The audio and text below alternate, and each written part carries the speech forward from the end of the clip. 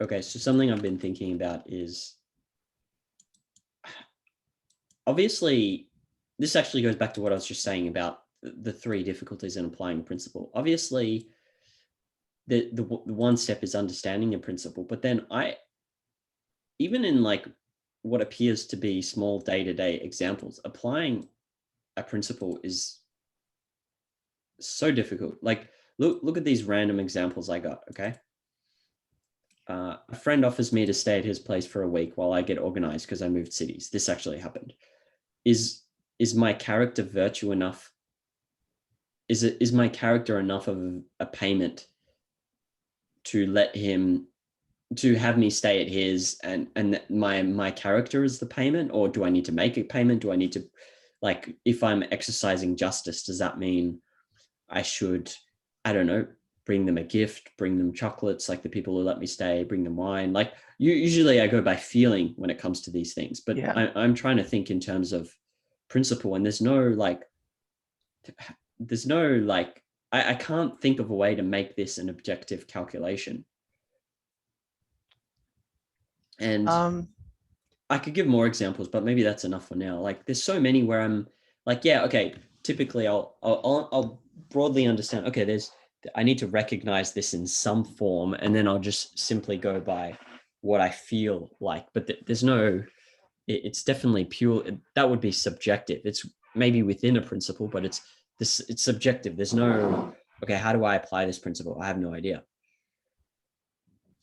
I think a lot of it depends on your level of evaluation and the thing you receive, and you want to give something back and at some equivalent level. Usually that's how I think of it. Like, I want to demonstrate a level of value, so I try to demonstrate or show an approximately equal thing of value or action of value that I want to express that valuation with. Right. That I think is sort of balance. I don't think it needs to be subjective. I mean, yes, you use feeling to do it, but I think it's really a matter of what is the person's value? Like, in what sense is there a value? And on some level, a value is a feeling. A value is like, what does that feel like? What level of importance is it for you? I mean, you could do a precise measurement. I don't think you always need to. Like, you can usually know what level of value you have, per se, like comparing, say, if you like the value of your car versus some cookies. I mean, usually you'd say the car is more valuable. And it's not even that you need to do a precise calculation. You could almost go on emotion with that. I think a lot with valuing people, a lot of it is emotion based. Like, you're judging the emotion, you're approximating the value with the emotion. I think that's the best way you can do it. In the example you gave of the cookie and car, though, I'd say you would be able to make an objective calculation. You'd be able to Yes. identify what role both play in your life, Yes. both short and long range, and the specific things they contribute and so on. So that would be easy to objectively It would. calculate if you want it. You'd have a Yes. corresponding feeling, obviously, but Yes. but then in the case of, I get that the formulation is something like, so it's justice is a form of pay, is basically the application of a principle of trade. So you exchange value for value in all your Yes. relationships with other people. But then to identify what a value equivalent of a certain action is not, I don't know how to do that. It doesn't mean I don't. For example, okay, so look at this latter example, right? I went to the dentist, and it was a trainee dentist he was training, and he was great. I thought he worked so hard, and he was like trying to make conversation with me. And I really appreciated how much effort he was making. I was like, okay, let me apply the principle of justice. So I complimented him specifically on how great he was when the head dentist came in. And that was my application. But there's no like, I don't know what it would mean to what is about, like, of what I think he's doing, which I recognized, at least I felt like it was going above and beyond what was required. And so I wanted to repay that with a value equivalent. But look, if I'm honest, there was no calculation there. I like this. I want to repay this in some form. I don't know what an appropriate form is. I'm going to compliment him in a way that's like in front of the person who runs this clinic or whatever. But I can't think of, so that's one example. I couldn't think of any way to go, okay, I can't break it down in the same way as like a cookie versus a car and explain, Right. explicitly identify what the value is and what an appropriate value to respond with is. Obviously, this is a minor example. It doesn't necessarily warrant this kind of thought, but it's trying to pick apart the application of this principle. And similar to that example where friends let me stay at their place, for example, like it was valuable to me, very valuable, but then how do I identify what a value equivalent is for me? I have no idea. Like, yeah. I think part of it is identifying ways to cultivate that value, to cultivate the relationship. So it's not even strictly giving back as much as giving back in a way that you promote their well-being, in a way that improves your well-being as well. A mutual sort of thing. I think that'd be the strongest way to judge the situation. Also, the way you judge which value to give back, I think, depends on the nature of the relationship.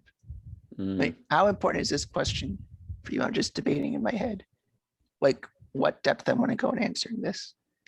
Like, is it an important question to you? Because I've got some ideas.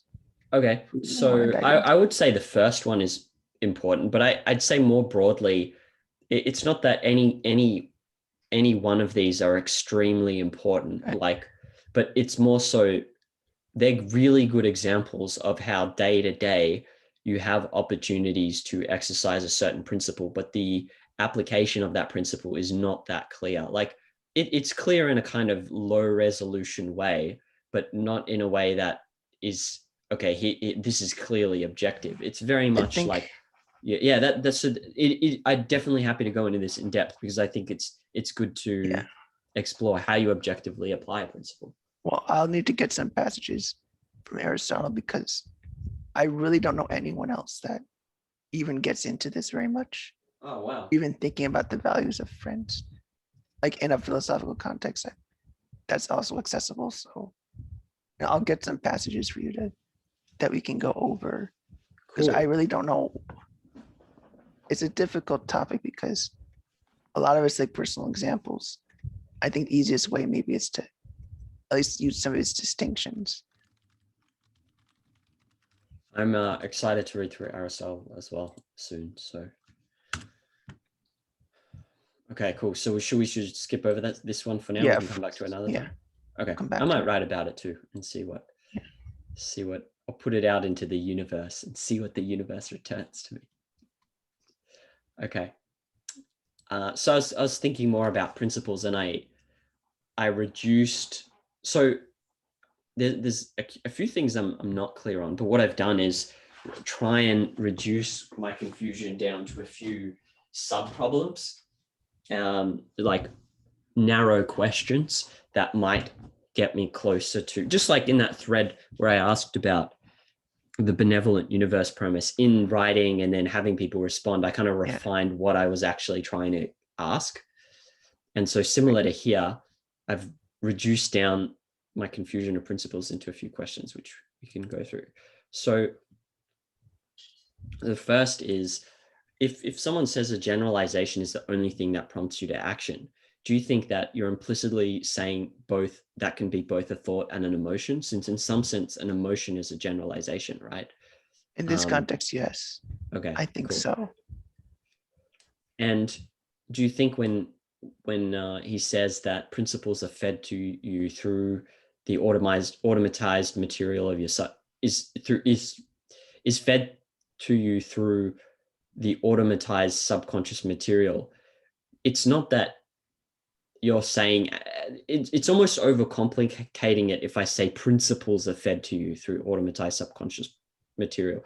What I'm actually saying is that you can either practice thinking on the principle of rationality, which means like applying objectivity in judgment, or you can act irrationally, that is on emotion, or basically unexamined emotion. And that is the only choice you have. So it's not that you form principles, but it's actually, because to say that is kind of, in a sense, overcomplicating the issue. It's more that you either habituate one mode of operating or another, one mode being a reason-based approach, which can be emotional, but it's examined emotion is the key difference. And the other is you act emotionally on unexamined emotion. So irrationality, emotionalism, that's the only thing that is really being spoken about here. What do you think of my interpretation? What context did he say this in? So someone asked, like, can you avoid being like, I think it was about principles, and the context was that there's a sense in which you can't avoid principles, and there's a sense in Yeah. which you can. The sense in which you can avoid principles is that you can just banish them from consciousness and not think about them.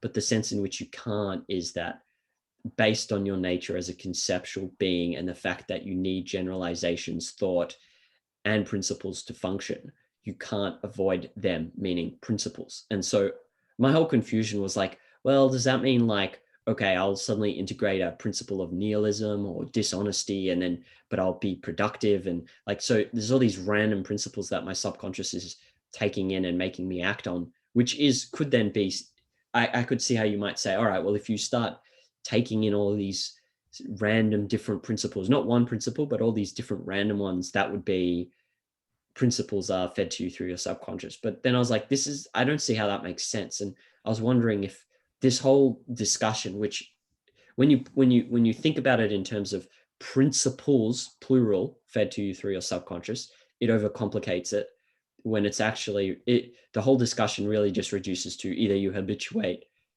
thinking rationally or you habituate emotionalism, and that's it. There's no principles. There's just a principle that you either habituate or don't.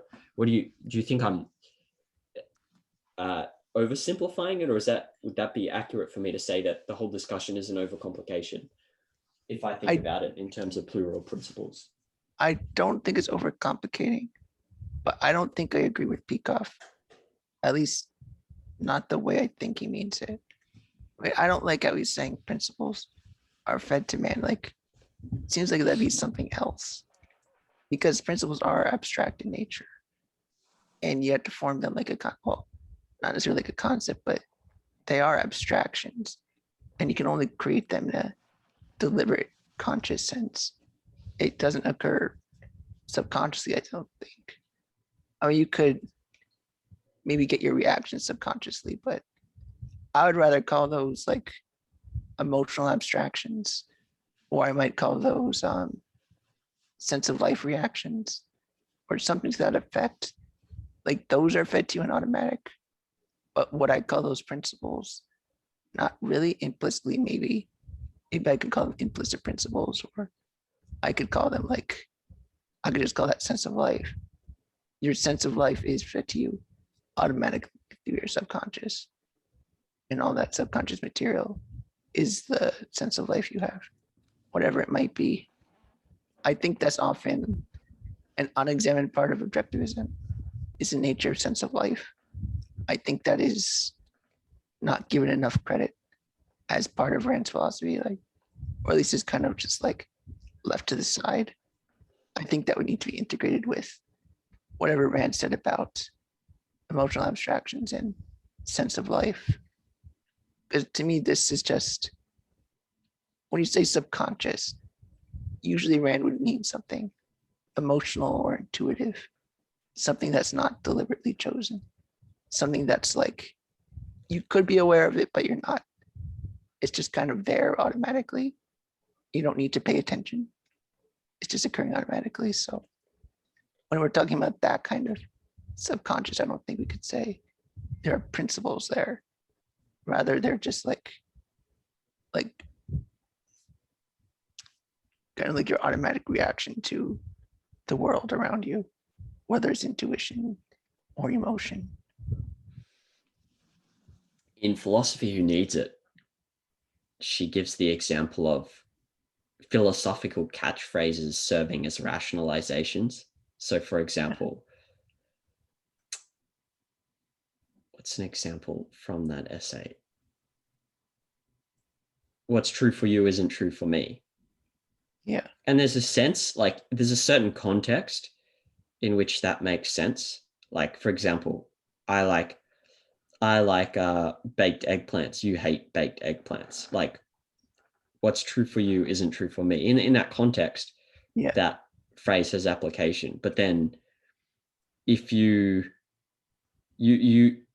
can adopt that in a context which is false. So you have a particular view of political freedom and I have a different view, Yeah. and I'm like, well, what's true for you isn't true for me, or that kind of thing, right? Yeah. And so I wonder if what he's then claiming, because I still need to think through this myself, is that, okay, yeah, you have these emotions, and you must, like, it's not an option, you must adopt explicit formulations for those emotions in order to properly act on them. I'm not sure if that's true, but I know it happens, but I don't know if it's necessarily true. Like, what do you think about that then, as some evidence of the fact that you have to, like, either you will automatically take on principles whether you want to or not, and principles in the plural sense, right? Not just a question of, like, okay, Yeah. we've agreed that you've chosen to be an emotionalist. You don't examine emotions and you act on them. And so does that lead you to necessarily adopt philosophical catchphrases to then rationalize your actions, actions which are based on those unexamined emotions? What do you think of that? I do think the likelihood would increase. Okay. Like it does seem more likely you would adopt those things. I think I had a different thought on the first point, whether or not he means emotion and thoughts. I think I would say that he does mean an abstract generalization, literally a thought. So literally a deliberate thing will prompt you to action, those deliberately formed thinking patterns. Okay. A So thought, not, well, okay, sorry, it's a continue. bit tricky. Implicitly is a thought or an emotion will prompt it. He seems to be claiming that there has to be some sort of generalized content, that there is some conceptual thing going on, even if it's emotional in nature, like in the way that you could integrate, in a sense, different sensations to be a wider emotion. It's not strictly speaking a thought in the usual sense, like we're deliberating and figuring things out. But as long as you have some sort of generalization that you hold in your mind, that's what prompts you to action. That you need some sort of thought to act and do. That free will isn't just like you will things to happen, rather is more like focusing on thoughts and concepts to prompt our action. That we can focus on these concepts as our generalizations, as our things that prompt us to action. That we can use those to prompt ourselves to action. And that content might be very emotional. It might be poorly thought out. It might be based on strictly, it feels good, but that would still be a generalization. You're generalizing like, oh, I want pleasure, so that prompts you to action. You're trying to integrate some content that you hold in your mind. Does that make sense? So, so if I got you right, you're saying that to act on a generalization, you're not sure, at least you don't think, or at least you're not sure that it can be just on the basis of an unworded emotion, like a feeling. Yeah, but I think that feeling is some sort of generalization, that it is something conceptual still. You can even say it's like, it's not the emotion that will prompt you to action. It's whatever is associated with it. What you can focus on prompts you to action. And I think Right. generalization you could have emotional generalization, like a generalization like, I want pleasure, or pleasure is nice, or something like that. Right. Even in an unworded way, Right. holding on to that prompts you to action, Okay. focusing on that. brings you to action. Okay. So maybe then you're broadening the concept of thought not just to be someone uttering propositions, but observing something Yeah, with focus. That's what I I've think I mean. seen Rand use the term generalization or abstraction in a more broad sense than a concept. And that's what I'm thinking of, Okay. particularly with reference to the art and cognition essay, as I recall. I should reread that essay to be sure. We have to begin without generalizations, though. Otherwise, we have to generalize, Right. but we need to act before we generalize at some point. So what about that? Generalization. Maybe I'm overcomplicating here because it gets into like childhood development or something.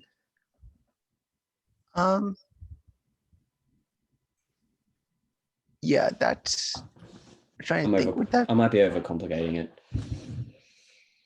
Only generalization. Yeah.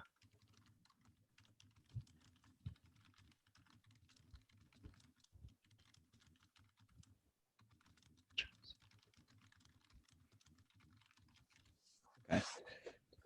Might need to I mean, revisit that's that. where Yeah. some like other theories of child development might come in. But I think just generally you could say generalization prompts you to action. What are the nature of those generalizations? Well, maybe they start super simplistic. And maybe a generalization could be just like a sound is your mom when you hear it in the womb. And maybe that could be a generalization that this kind of sound in general is my mother speaking. And that could be, I'm not really sure, but I think it would make sense to say that your sort of actions would be so primitive at first because you don't have much content there to work with. There's not much to think about, even not much to generalize with.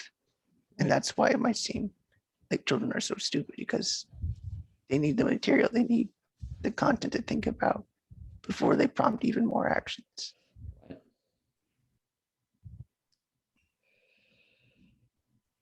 Okay, so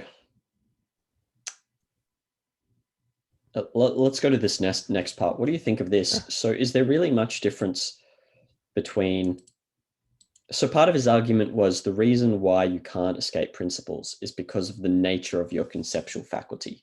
That was what I got.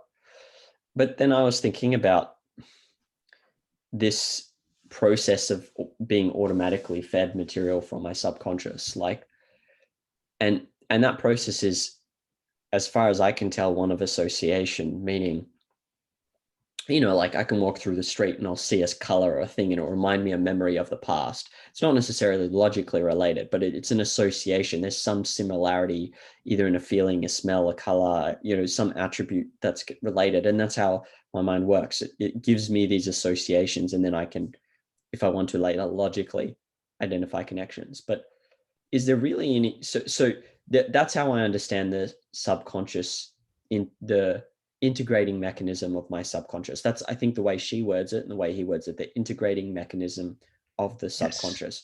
I equate that simply with association. But is there any difference between that and what an animal does? Like, an animal also associates, like owner here, or like, I wrote this here, like this smell, this noise, owner here now, happy, good. Like, let's say that's an animal's integrating mechanism of his mind. So we share that with animals as well. Yeah. In terms of our subconscious. Yes. So then is it valid then to say, if that's the cause for us adopting principles, whether we want to or not, is it valid to say that it's the integrating, it's our nature as conceptual beings that forces us in some sense to adopt principles? Like, if we share that specific characteristic that feeds us principles with animals, why is it our nature as conceptual beings that forces us to adopt principles? That's what I was trying to get my head around. This would be a bit, I wouldn't say speculative, but is that border between philosophy and psychology. But I would say that they should be within the same category as in the genuses association. I mean, it is a thing that humans do. It's not strictly non-humans that have that. I mean, there are perceptual associations people will make automatically that you can't really control, usually related to food. It's really hard to disassociate those things. Yeah. Making associations is pretty normal. Yeah. I think the difference is that metaphorically, think of it like a painting. Like you could think of a black and white painting, very little detail, very few lines. You could say that's the animal's associations. But then you can imagine another one that's vibrant and big and a lot of detail. That could be like a human association. They're both formed by association, but one has more to it. There's more information there. There's more to use with the other association. And from those associations, you might be able to say that there's a perceptual interference there. That in addition to all the perceptual information, you also place some conceptual information there to make it more rich and dynamic, to put more in that association. Like maybe say a conscious association. Like you try to associate like an image with a concept. Maybe we could say that is associative, but something a bit more complex. Right. I mean, I would say the nature of even having conceptual consciousness changes the way that those associations function. That I mean, there's associations, but when you add more to it, it's almost like an unavoidable aspect we add to it. Got it. Like if we're have any concept ever, it's going to feed down at some level, and there's going to be some mix of these associations. In animals, there's no conceptual content, so we don't even really need to think about what would happen if you added concepts to it. I mean, that's kind of what the question is about people. You add in concepts and the process changes. Right. Yeah. This is something that I should be able to validate through introspection, but I find it difficult to do that with examples. But I also think that it's so important because it's such a big claim to say that if I can identify this with examples and validate it introspectively, and then maybe even later come up with good illustrative examples that other people would understand. This is like it's such a big claim because you're telling people, hey, like, yeah, you're not interested in philosophy.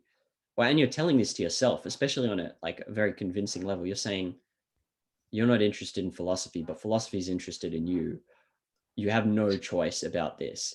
And if you can paint that in a very convincing way, that's huge for yourself and for other people to keep to ensure that this is something that you can't just put aside, which most people do.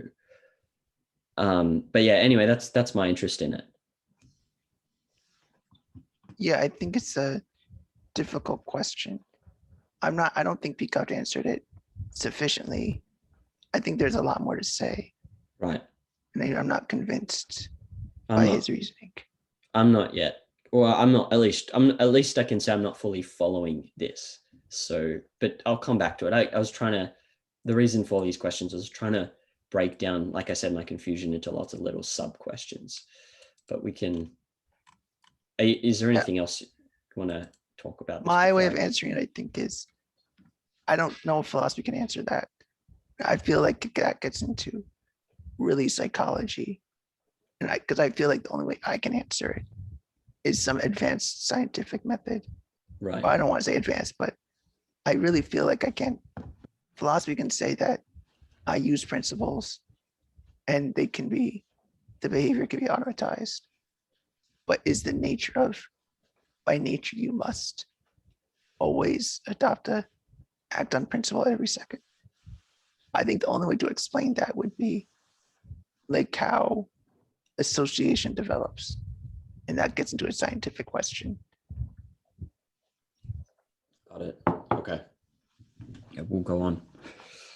Yeah. Well, I have been reading John Galt's speech, and I've got some. You happy to go through some of Galt's speech? Cool. Read this passage and then I can discuss my thoughts with you. Yeah, I like it. It's a good one. Yes.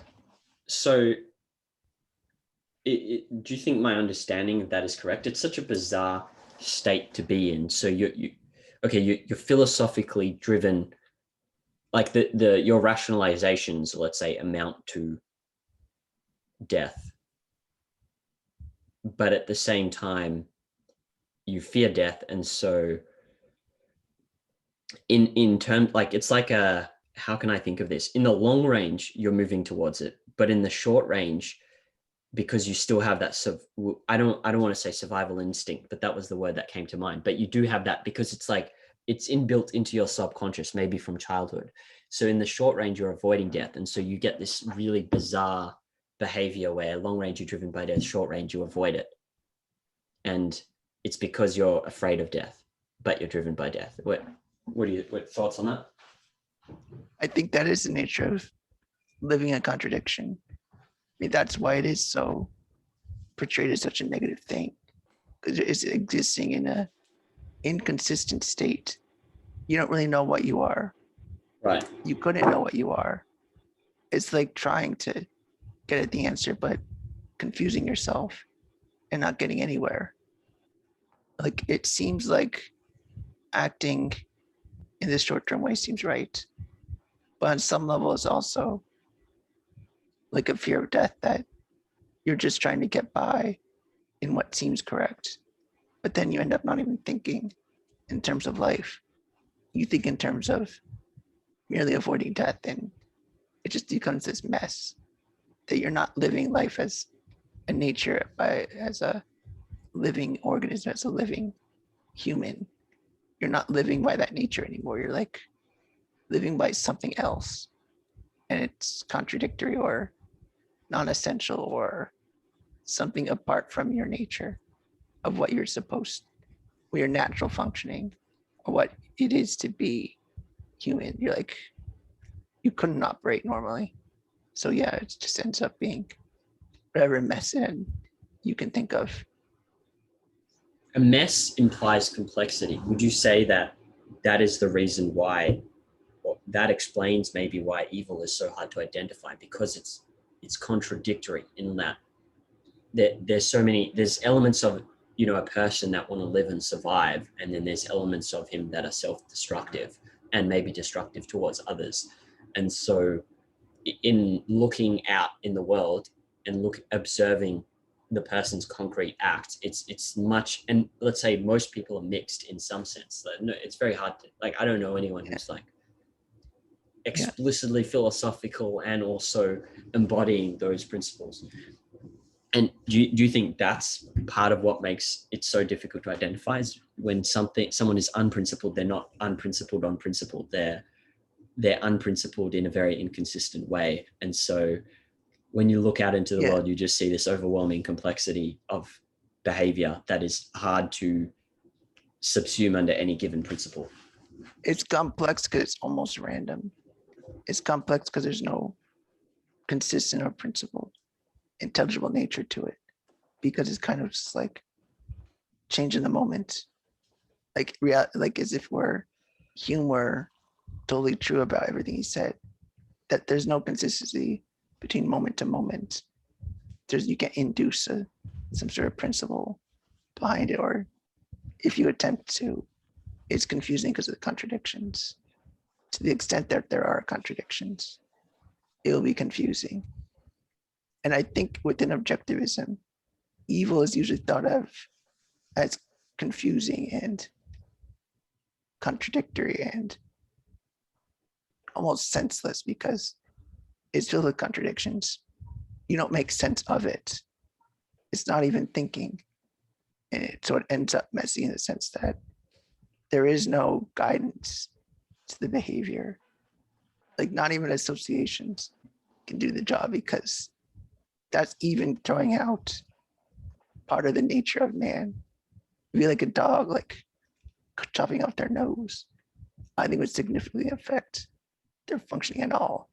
or imagine getting rid of almost all their senses.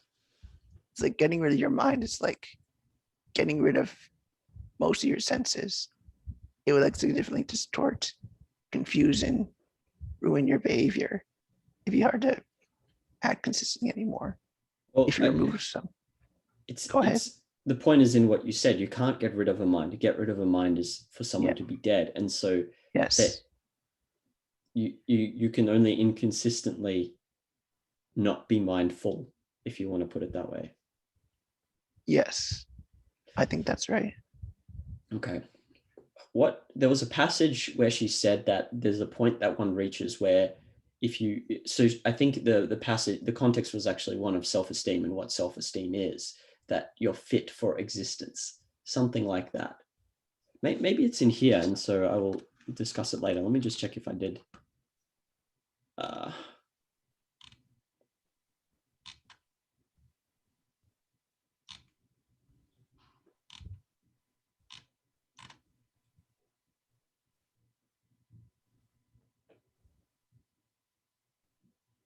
Oh yeah, let's skip to it because it's somewhat relevant. So this passage.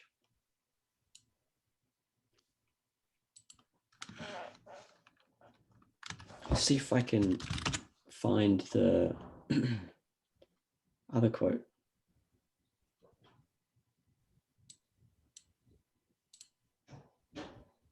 So it's this one.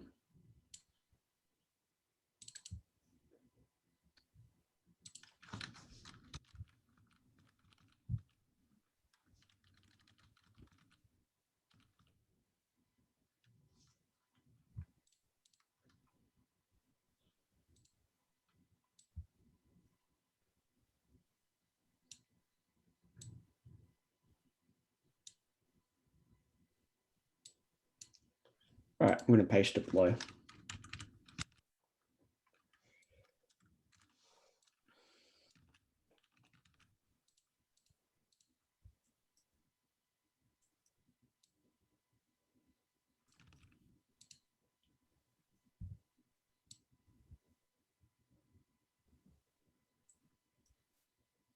There we go. Okay, so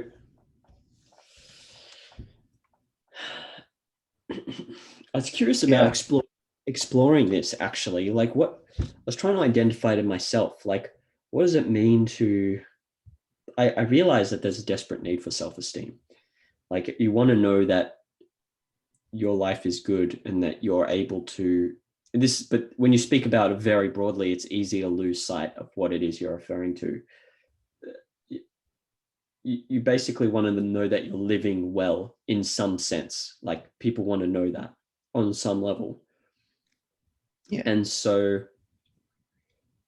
to be wrong in person looks like, well, the emotion of being wrong in person looks like what? I'm having trouble identifying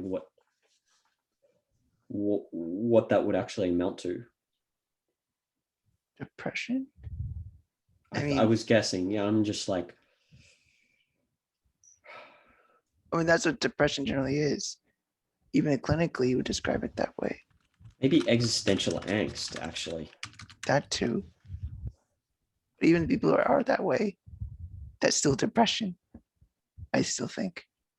Like clinically, you would describe it as depression. Like, how would you describe it in words? What it means to be depressed like that? It's all I would say it is pointless. Why am I existential angst. here?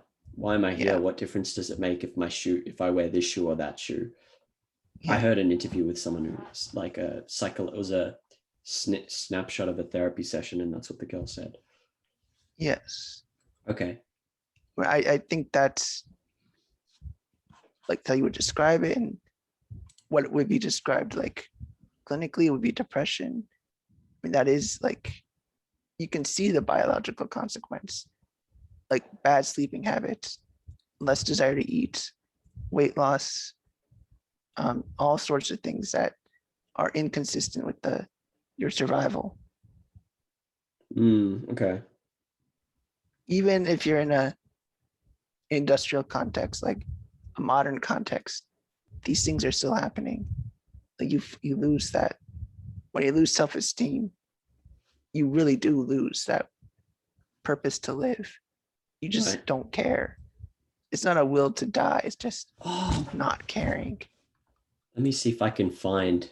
Hey, I just remembered. Let me see if I can find this quote from. It's an amazing quote from Viktor Frankl's book. Oh, where did I put it? Frankl. Search for meaning. He calls it like the noose. The noose. It's some German word. Let me. There we go. I found it.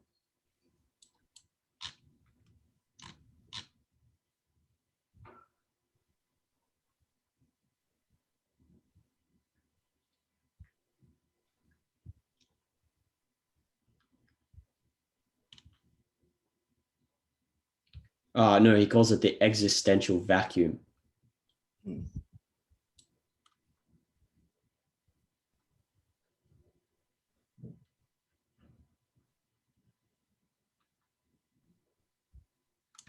Okay, here's one more thing relevant to it, and this is probably more relevant to the evasion she speaks of later.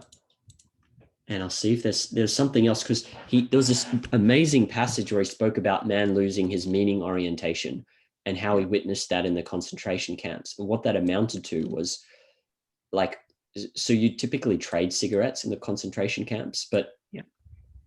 someone would just lie down in the hay and defecate and smoke a cigarette, and they wouldn't move, and they just lie there until they die. And that was when he knew they lost. When they pulled out a cigarette and lay down, that's when he knew they lost their meaning orientation. Yeah. Here we go.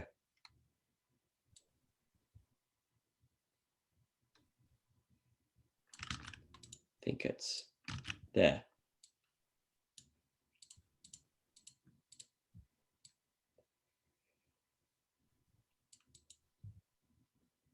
Immediate pleasure taking over. But actually, that kind of contradicts not eating or anything like that. So I'm not sure. If you lose meaning, in a sense, you feel like you're unfit for existence, right? Yeah. But then you do go to some immediate pleasures, like your last pleasure that you have, like just smoking a cigarette while you lie down. Yeah. I don't know what's with that. Like it's just like one act, but then Right. the rest is still non-caring. That seems to usually go with suicide more. I don't know why depression doesn't seem to have that though. But maybe it does. Maybe depression can sometimes go with just direct hedonism for some time. And I don't really know why that is. That definitely happens. So it's strange though. Okay. And all right, let's I got more questions, but we can come back to this. Yeah. So Oh, just to mention